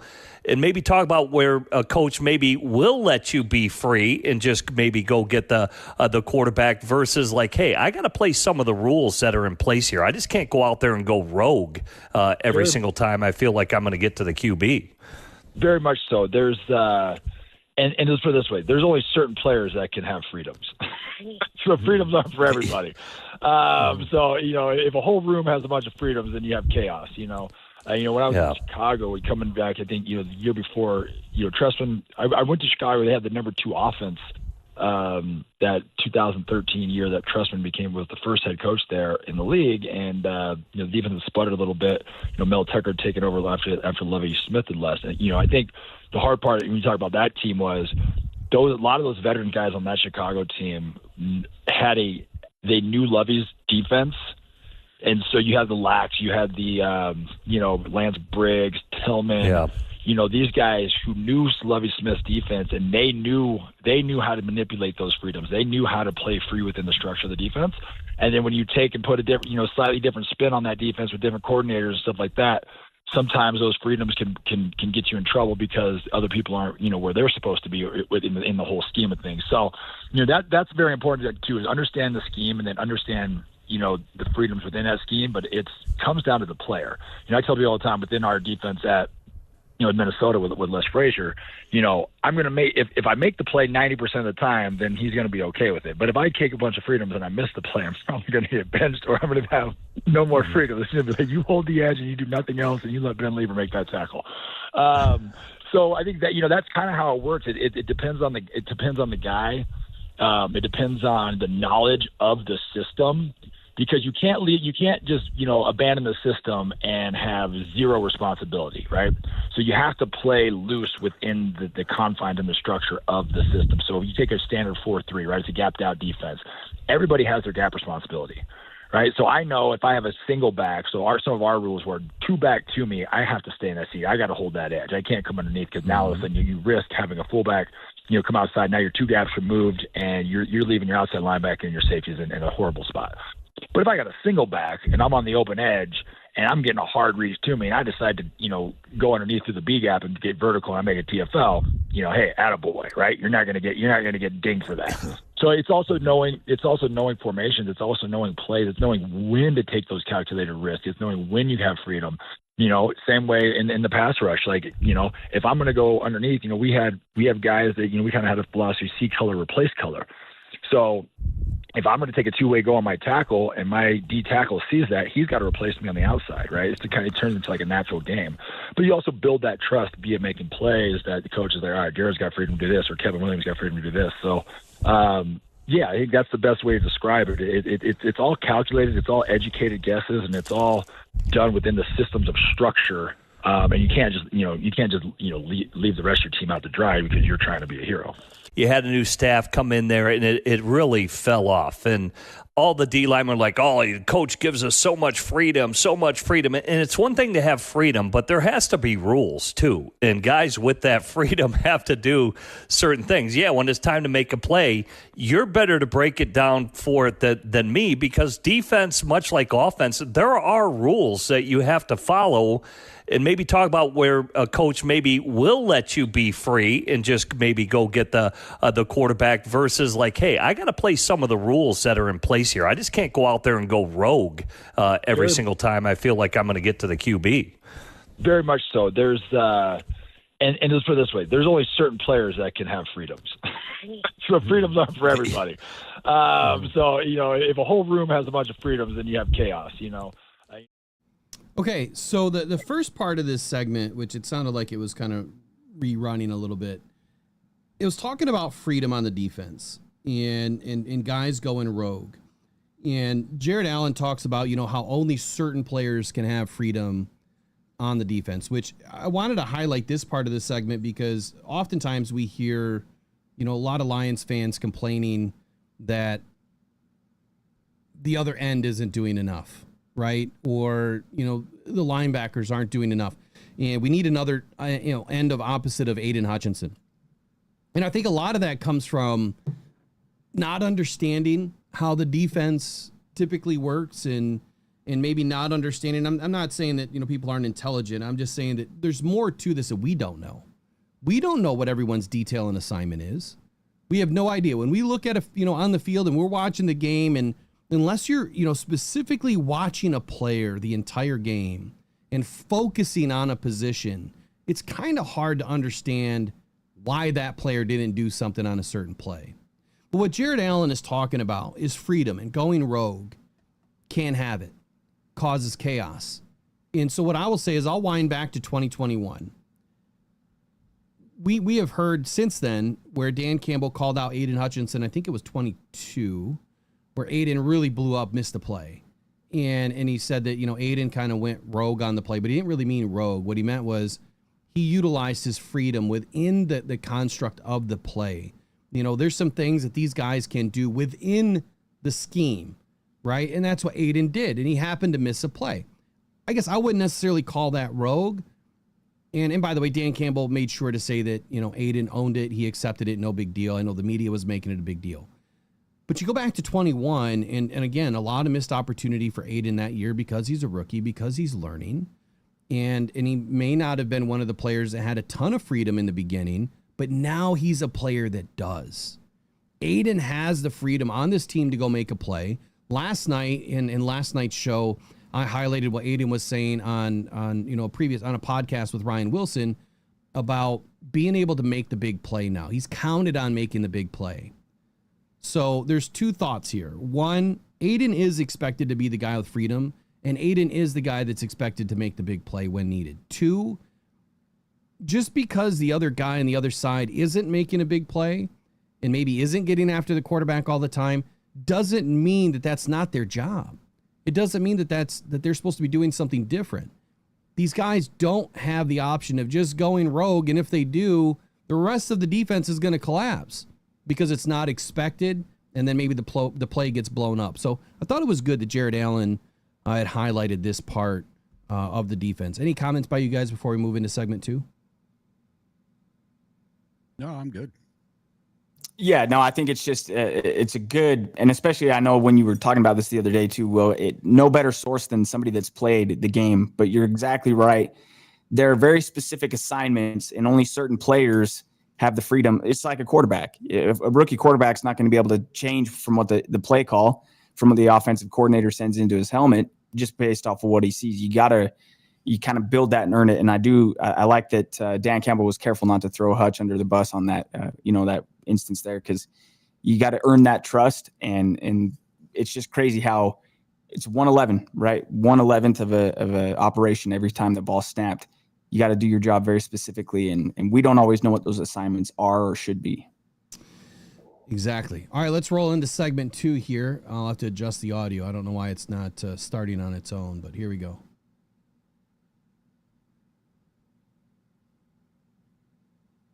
Yeah.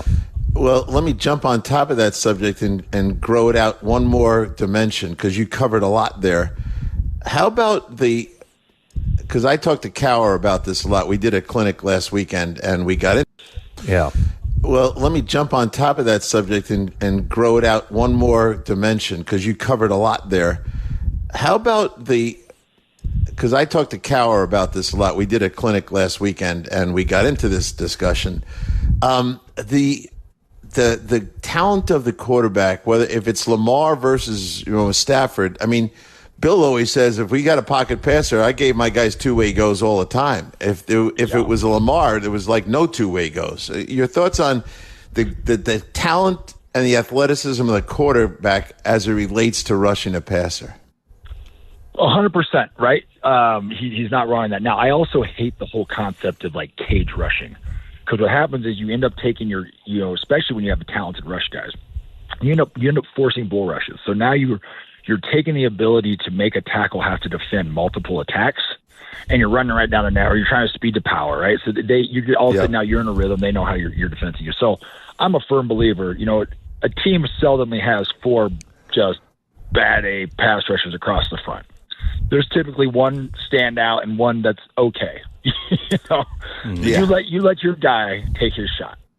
That's how I'm coaching it. My guy is taking your shot. I'm not trying to handcuff my best pass rusher. Now, you have to be cognizant of the strengths of the quarterback. For example, certain quarterbacks, we don't care if they get out to their left, right?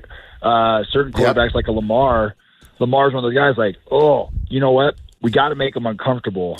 But my goodness, we better have a spy plan. We better have a plan in place so when he starts running, we're not giving up, 150 yards of rushing. So I think that's how you game plan for those. But I'm a firm believer you can't take your best asset away. And, your best rush guy, that's your quarterback killer. But you definitely have to be cognizant of the athletic ability of the quarterback. For example, we were playing Michael Vick in, I think it was 2005, when they went to the AFC Championship. Sorry. No, NFC Championship. NFC. NFC. But when we worked all week, like we knew exactly what his escape route was, right? So we worked all week like, okay, if he gets out to our right, his left, we are planting our foot and you are running to the chains. That's all you're doing. He's going to try to fake inside one time. He's going to try to juke you inside. He's going to try to fake you this way, but he is going to try to outrun you to the edge because he's faster than you. And we really worked on that in practice to where, okay, we take an inside move, you get trapped. Quarterback breaks the pocket, plant your foot, run to the chains. And anybody who took a different angle would get chewed out. Stop the bleeding best you can. We sacked him. I ended up chasing him down and getting a sack on one, all strictly because we said, okay, here's our plan. We know the angle. Of course, he's going to try to fake you, take you to the edge, and you run him out of bounds. So, again, that was a cool way of coaches understanding we have a quarterback who's special, but we don't want to take one of our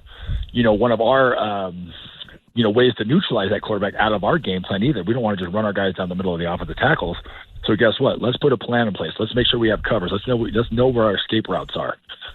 And so I think, you can handle those kind of situations, different. Yeah, now you get a 7-step dropper, you get Stafford back there who's not going to really run, everybody have a heyday. Go two-way goes.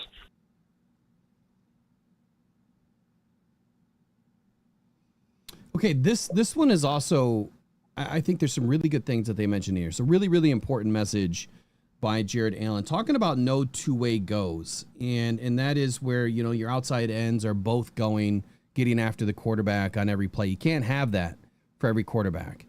And mentioning a player that, is a pocket passer like Jared Goff, a lot of teams are not just going to tee off on Justin Fields or Jalen Hurts or Jaden Daniels. That's what you don't do. If you guys remember last year, what I said about the Commanders game was do not blitz. Do not send these guys after Jaden, because if he beats you to the corner, if he beats you to some inside leverage, he's gone. Right? And if he beats you to the outside and now everyone is starting to run towards him, well, now something's going to open up over the middle. And that's what happened. Kept dumping the ball off over the middle. Running back would take it, or the tight end would take it, whatever would happen. So this is a phenomenal defensive setup. This is with the Bears back in the day too, and the Vikings, that you have to recognize, be cognizant, as he said, of the style of the quarterback. If it's a pocket passer, two-way goes. You can tee up, you can get after him. If it's a guy that runs the football, you can't have two-way goes. But what he also said is you don't want to take your main guy out of the play. So what that means is Aiden Hutchinson, that's your main guy. Like, he's the one that's going to get after the quarterback. You want to make sure that he has an opportunity. But the other guy, Marcus Davenport, he has to do the job of maintaining and containing that edge. So again, when people look at our defense and they say, well, Davenport's not good, or this guy's not good, or Pascal's not good because he didn't get a bunch of sacks. Well, guess what? They're not supposed to. They're just supposed to contain. They're supposed to maintain so that the rest of the defense doesn't fall apart. He also mentioned run to the chains. And so this is something that, again, I think a lot of Lions fans, when they look at defensive ends and they look at how our rush game works against the quarterback, they're thinking it's broken. I kind of chuckled the first time I heard this because they wanted to maintain their leverage and what they were doing on the defense. But if a guy did break out, their goal was to run to the chains. So if you're doing your job and the guy does break out, it's not turn and run after the quarterback. No, it's take a wide angle back to the chains to make sure you stop the first down. Now, a lot of people think that that's a blown play. No, that's a design play to stop the bleeding. It'll at least give you another opportunity on that third down or second down or potentially a fourth down, that even if they go for it, you still have an opportunity that then maybe you get a sack or a TFL, or you tip the ball, or you get an interception on the next play, you stop the bleeding, the ball turns over. But if it happened to turn into a first down, now they can run any play that they want. So very, very smart, instinctual play here. And I wanted to highlight again Jared Allen because he was one of the best defensive ends. And I think that he has a lot to share with the young guys. It's unfortunate that he doesn't do any sort of coaching, now, and he'll talk about that in a moment. But any comments on this? Yeah, listen, Jared Allen was one of the best to do it. And when he was with the Bears, he was amazing. When he was with the Vikings, he was great. And if you notice, he took a lot of pride in not letting people get to the outside and keeping contained when he was supposed to and doing his job. And I think that's more or less what he's talking about, is do your job. When you're tasked to keep contained. When your job is to both ends rush, then you both rush. But you got to know when to do it and when not to do it. And it takes years of playing and gelling with the team to know and be able to trust the guy on the other side. And you have to know who you're playing against also. So putting it all together, I just think it boils down to exactly what Dan Campbell always says. Just do your job. And that's exactly what it boils down to for these ends. Exactly. Eric, I know you got to go. So this next segment, let me see how long it is. Actually, no, it's 9:53. Give me your final 30 of the day, because I still got 2 segments to go through. Just my final 30 of the day. Listen, I think the Lions are in a good place for this year. I loved the rankings of putting J-Mo and Amon-Ra at number 1.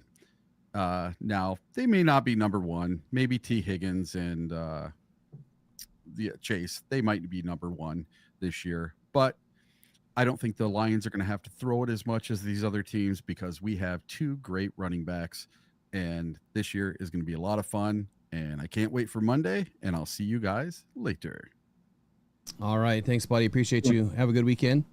Let me switch screens here, and then let me just get into this third segment, and then Riley, I'll catch your take here in just a moment. Which game do you love the most? Like, which player's game do you love the most, or you just enjoy all of it? I enjoy all. They're all slightly different. Jared Allen leaves Hutchinson off a list. I haven't seen and that is why I wanted to share this this morning. His talks numbers about the I was elite kind of defensive ends surprised. in I the was like, league. wait, where did this come from? He didn't do anything in New Orleans. He really didn't. He didn't at all. I know. That's why I was kind of shocked. Like, he was never on my Hendrickson radar as being one of those elites until recently. Yeah. You put a couple back-to-back years, you start earning people's respect. So I think my favorite, though, right now is Myles Garrett. I just think because he reminds me so much like Julius Peppers. His ability, how big and strong he is, and his ability to play every down. That's what I really like about him. I also, I think Micah Parsons is just a game wrecker. I think you look at him, Watt, and Myles Garrett. To be honest with you, they do so much from a totality standpoint, not just rushing the passer. They're in there to make plays on defense. And again, like I said, I haven't watched enough of Trey to understand his full game. So I would have to say out of those 4, I think Myles is probably my favorite, just because he's been doing it the longest and most consistent. And then, and he plays on the right side still. You know what I mean? So many of these guys want to play on the left side and go against the weaker tackle. I still like Myles Garrett because, he predominantly plays the right side, and, the left tackle is supposed to be the best tackle on the field. So I tip my hat to him. But I mean, all are making fantastic, plays for the team, and the money these days is, oh my goodness, would have been nice. Isn't that what every generation says though? About the next one? Oh man, why did I just play 5 years later? Okay, so in this one, it was kind of interesting, Riley, that Jared Allen just said he gives a lot more credit to the defensive ends that play on the left side of the defense, not the right side. Excuse me, I said that backwards. He gives more credit to the guys that play on the right side of the defense, not the left side. Because if you're on the right side, you're going up against the better tackles, right? You're going up against the left tackle or the right tackle. The left tackle is considered to be the best tackle in the game, right? That's your blind side tackle. And I didn't pull this up, but I'm wondering if I pull it up now. Aiden Hutchinson's snaps at position and PFF. And I'm going to pull this. I'm just curious where his snaps by position are. We'll go to 23. We guess we can look at 24. There's enough there. So he's playing on the left side, according to these stats. He's playing on the left side. I need the overall number here, darn it. Where's the overall number? Okay, here we go. I just had to bring it down a little bit. He played on the left side 174 snaps, and only on the right side 93. So what does that say about Aiden Hutchinson, that he's taken on the weaker tackle? Why? I mean, Jared Allen said it. I didn't. Right? Jared Allen said it. He gives more credit. So does that mean that he doesn't give Aiden Hutchinson any credit for the work that he's put in because he's taken on the weaker tackle? I wouldn't necessarily think that, but it does give credence to matchups, right? You approach things differently depending on, or you should. Analytics are a big part of the game, right? You can't, you're not going to play Jared Goff the same way you play Lamar Jackson and vice versa, right? So I don't know that it would necessarily be a knock on Hutchinson, but it is interesting to see who is he giving the most important weight to on any given play. So you mentioned matchups, and that is a huge part of this. So, I mean, if I were a coach, of course I would put my best defensive end on the weaker tackle, and that's what the Lions have done.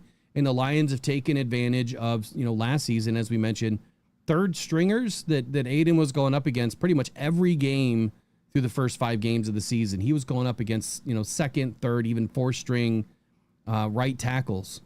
And according to the stats in 2023, he played on the left side way more than the right.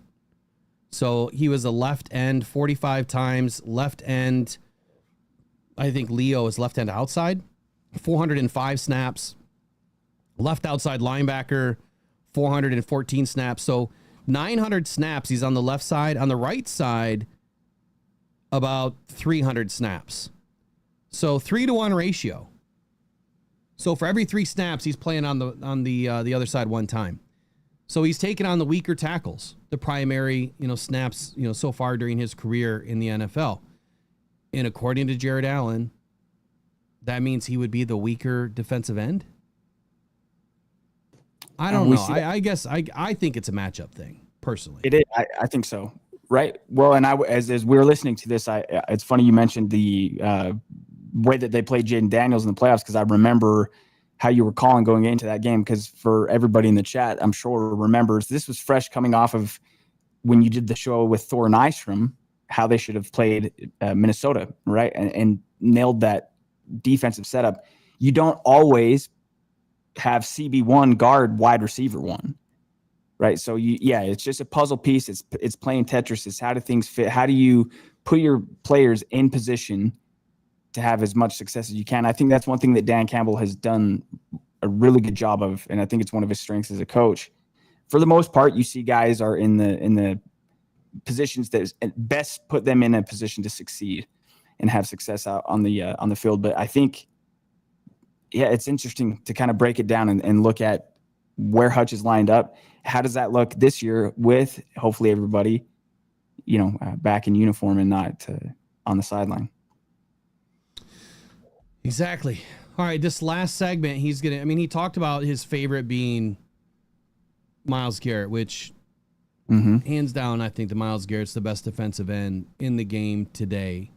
Could end up being one of the best ever, if he gets, his sack numbers where they need to be. But I would say Myles Garrett by far. I mean, you look at the history of his consistency, and it's consistent 10 plus sacks a year. It's consistent with the TFLs. It's consistent getting your hands up and batting the ball down. So let's get into this last quick segment here on Jared Allen's conversation with Pat Kerwan and Jim Miller.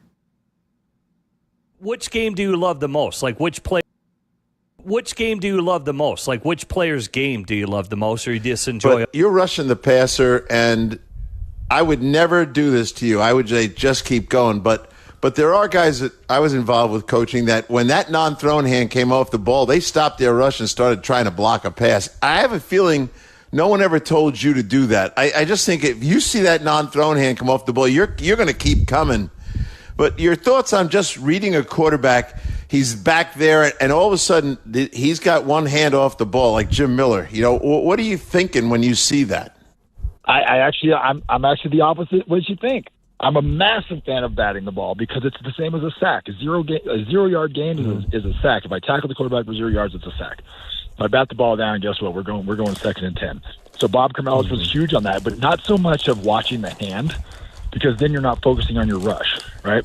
So we always had an internal clock kind of. We always said, hey, after 2.25 seconds, if you're not to the quarterback, it's probably a coverage sack, right? But if you're going and all of a sudden you see that quarterback step up, or you're reading 3-step, like it's hard to say like, hand off, because if you're focusing on the quarterback's hand, you're probably getting your butt kicked by the tackle because he's probably all up in your chest because you're not focusing on the man in front of you. But no, I'm a big believer that you have to be able to. But if you're going and all of a sudden you see that internal clock kind of. We always said, hey, after 2.25 seconds. I wanted to stop it there. I rewound it a couple of times there. Did you hear the number he gave, Riley? 2.25 seconds. Yeah. So back when Jared Allen was playing in the league, right, a true pressure was 2.25 seconds. Getting to the quarterback in 2.25 seconds was not unlikely back then. For whatever reason, now it's a little bit harder to get at the quarterback, but 2.25 seconds, then they're saying it's a coverage sack because your guys have to, cover the receivers to make sure that the ball doesn't get out. And it's something to think about because like Jared Goff, he'll get the ball out at 2.7 or 2.8 on average. And some quarterbacks like Jane Daniels get the ball out extremely quickly. That's why you don't blitz. It's pointless. What's the point? Unless he's going to go back and pat the ball and it's a 7-step drop, he's going to get the ball out quick. So I think it's new. It's music to my ears when he talks about 2.25 seconds, because it's always been really under 2.5 seconds is what you would consider a pressure. And that does not happen very often in this NFL. It's 2.75. It's 3 seconds that these guys are getting at the quarterback. I mean, some of the fastest sacks in the NFL last season weren't even 2.25 seconds. That should tell you something. If you're not to the quarterback, like it's probably a blitz. What's that? Like, I feel like to your point, a team like Washington, they want you to blitz. 1,000%. In the playoff game, I remember Jayden Daniels, I think they went for it on 4th, and he just kind of rolled it. It's like he walked in. I'm like, dude, this is way too easy for him. Because he saw the way that the Lions defense was playing. He's like, we got this. He was so cool, playing like a 5-year vet instead of a rookie. But that's because the Lions were taking the bait. They want you to blitz. Absolutely. All right, let's finish this out. We got about another minute to go. A coverage sack, right? But if you're going and all of a sudden you see that quarterback step up, or you're reading 3-step, like it's hard to say like, hand off, because if you're focusing on the quarterback's hand, you're probably getting your butt kicked by the tackle because he's probably all up in your chest because you're not focusing on the man in front of you.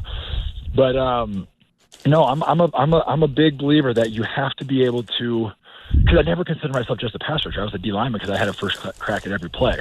So if I can bat a ball, if I can make a tackle for loss, intercept, whatever it is, I'm trying to make plays. So for me, it was more of an internal clock situation, not a hand off the ball, because you don't want to, get pump faked and step back and be jumping. So it was more like, man, I'm not getting there. Ball's probably coming out, quarterback stepping up, trying to throw through that B gap, so fall back and try to bat a ball. So yeah, I think there's definitely a place for it. I don't think you need to overemphasize it to where people stop their rush. But I mean, that's the difference between, great guys and just guys, is they have that innate sense of understanding, okay, you know what? I'm not winning this rush. How else can I affect this play? Get your hands up in the throwing zones. Okay. I don't think it's any surprise here what I'm going after this morning. And that is exactly what Jared Allen just said. If I'm not winning this rush, how else can I affect this play? We don't see enough batted balls on the line of scrimmage. We just don't. It's one thing that the Lions, they need to do more of. And there's something else I believe in this podcast that they mentioned, that it's kind of a coaching thing. Like, if it's not coached enough, the players aren't going to do it. It doesn't become second nature to them. Like, if you're not running your practice and saying, okay, we're going to do a drill now where it's, engage, hands up, engage, hands up, engage, hands up. You have to do it over and over because it becomes a timing thing, right? So if I were a coach and if I were doing that drill, I would have a whistle, right? I would have guys, behind the line of scrimmage, with something to throw up. And I'd read a stopwatch at 2.25 seconds. That whistle goes, hands are up. Whether it's offhand or pressure hand, doesn't matter which hand it is. And you just keep doing it over and over and over every day, over and over and over, because then it becomes memory that I'm not winning this rep. Hands got to go up, right? Your eyes got to be focused on, on the quarterback's eyes. Obviously, the quarterback, his eyes may look in a direction and throw in a direction, but in a different direction. You get what I'm saying? But overall, I think that what Jared Allen is saying is, if you don't get your hand up, you have to have that internal clock no matter what to understand what else you can do to affect the play. If you're not winning the rush, do something different. Know when to take your calculated risks. He talked about, in the first segment, it's see color, replace color. And that is a defensive strategy that I don't know how many teams really utilize that. I mean, I'm not there in the practice to listen, but it's, as one person is rushing, that next person is filling that gap. Right? I talked about it a lot last year. If you're rushing Aiden, Jack or Derek needs to come down and fill that gap. They need to fill that side to cover the flats. If you don't, what's going to happen when, Jaden Daniels squirts out? Aiden misses the tackle by chance or something, and now you don't have anybody covering that end because they're dropping back covering somebody. So it's see color, replace color. If there's color missing on the defensive line, you got to get down there. Of course, it's scheme diverse, scheme related. The other thing is, he mentioned why TFLs matter more than sacks, and that's the thing that I think that we missed in the first one. Is he said that TFLs were more important, that if he's making a mistake on a play, if he is going rogue, or he does have a little bit more freedom, that he mentioned if he still can get a TFL, batting a ball is a TFL. And that's because it's a sum of negative play. It's a 0 yard play. TFLs are so important in this game. Forget sacks. You give me 30 TFLs in the season, which I don't think anyone's ever done, but you know what I'm saying? Forget the sacks. Okay, you get 15 sacks. Give me 30 TFLs instead. I'd rather see you dropping the running backs, dropping the wide receivers, and dropping the quarterback, and having the negative plays versus just getting a few sacks. I'm sorry. That's just where I am with the whole thing. He also says, will the Lions have, or having freedom, will the Lions have new freedom or freedom with Calvin Shepard? I guess we'll find out. Give me your final 30 of the day. Anything you want to talk about? Yeah, this is the content that you can get at Rocked On Detroit Lions, especially now as the season starts here. We're just around the corner. I'm looking forward to the granular kind of breakdowns. Here's what's, not just the score of the game, but what's happening behind, on the workings of the whole engine, of the whole operation. And I'll also just say that my shovel's sharp, my pick is sharp, my will is outstanding. And I hope everybody goes and has a great weekend. There's only a couple more football-free weekends, and then we're just around the corner. But appreciate everybody, and go Lions. My shovel's been in the ground a lot this year because I'm out there planting trees and doing all sorts of stuff in the lawn, in the yard. Shovel Award, man. It's going to be a new award to you, the fan. It's going to come from Rockhound Detroit Lions. We're going to put together an award, and it's going to be for the fan that engages the most. And that is the individuals that are, you're in the live streams, you're participating, you're sharing the content, you're tagging us in social media. Whether you're even going as far as clipping content and sharing some good clips of the show, you can do that right in YouTube. You can go back and watch the show, and you hit clip, and you can clip it, and you can share it with people. It's a good way to help us grow. And for your efforts, I want to make sure that we get you an award. It won't just be a little shovel. Trust me. There's going to be more involved with the Shovel Award. There's probably going to be some jerseys. There's probably going to be some other gear, at least. Probably some gear from us. And who knows what else, man. Maybe some gift certificates. Maybe some tickets to a game. For the next season, I don't know. We'll figure it out. But it's not going to be just a shovel. The shovel is just, I guess, to identify the award. But the Shovel Award, man. I'm going to put out exactly what it's going to be. And then to end today, memberships are going to change a little bit. It's purely voluntary. But there's going to be a new area where you can become a member that helps the channel a little bit more. And that's because YouTube whacks at 30%. So if you really, to put your money to good use, we want to save 25%. And the way that we're going to do that is with another platform. I will put that out. And then for all the members, that'll be in the members only community section. It's purely voluntary. I know that having your status on YouTube is important to a lot of people. I have your status. I know who you guys are. I know what you mean to the channel.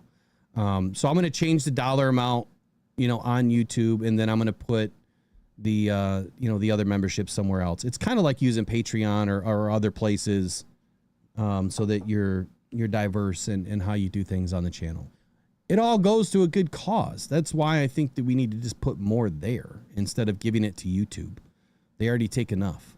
So, all right, good show. You guys are awesome. Obviously in the chat, can't appreciate you guys enough. Brandy Coffee, Maureen, Trace, Michael Garrity, Jay Cruisin's in the house this morning. Mike P. Mike, hope your wife's doing well. Trace, hope you're doing well. And anybody else that's got, anything in life that's troubling you right now, just keep pushing, man. Sharpen your shovel, dig a deeper hole, put your feet in it, cement in, and push forward. So we'll see you guys in the next one on Monday. I'll touch base with you guys over the weekend. Rather have a good Friday. We'll see you. See ya. The podcast. Shout out to Rockhound Detroit Lions, man. My pride.